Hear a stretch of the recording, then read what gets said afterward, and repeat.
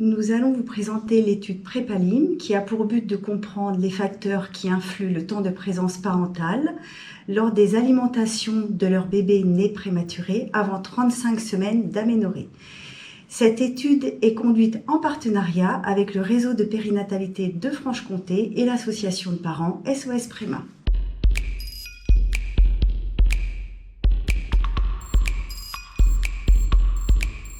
Agnès Clément, kinésithérapeute dans les services de réanimation infantile et néonatologie. Je suis également consultante en lactation et certifiée NIDCAP. Je suis Sandrine Boyot, infirmière puéricultrice en soins intensifs de néonatologie. Je suis également certifiée NIDCAP et coordinatrice de l'implantation de ce programme au sein de nos unités. Le NIDCAP est une philosophie de soins qui implique une individualisation de la prise en charge des enfants nés prématurément.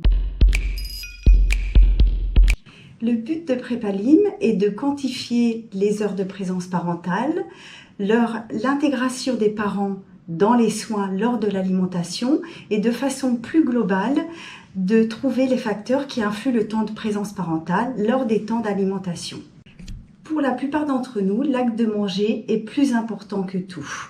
Chez l'enfant prématuré et ses parents, c'est un impact d'autant plus important que manger est un processus neurodéveloppemental chez l'enfant et lors de ces temps d'alimentation, cela permet aux parents de préparer les prémices d'un attachement avec son bébé. À travers l'observation de son enfant, le parent guide le bébé et permet un meilleur devenir neurocomportemental.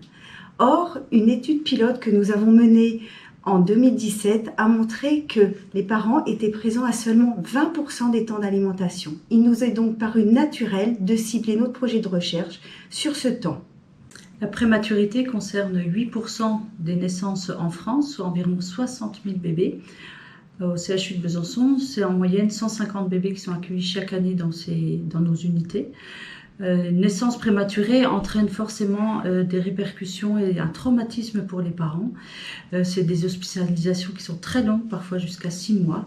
Et il peut y avoir des répercussions sur le lien d'attachement parent-enfant. Il est important pour nous de comprendre les facteurs qui facilitent ou qui empêchent la présence de ces parents auprès des bébés.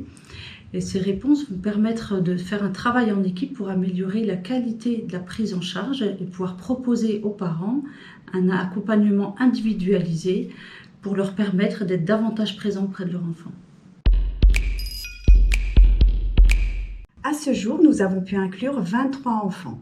L'étude implique 80 familles et 120 soignants.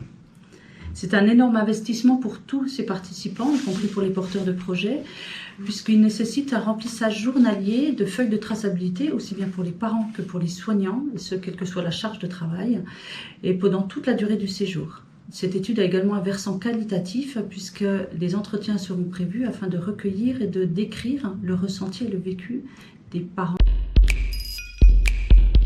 Il était important pour nous de travailler en binôme pour pouvoir se soutenir mutuellement au quotidien.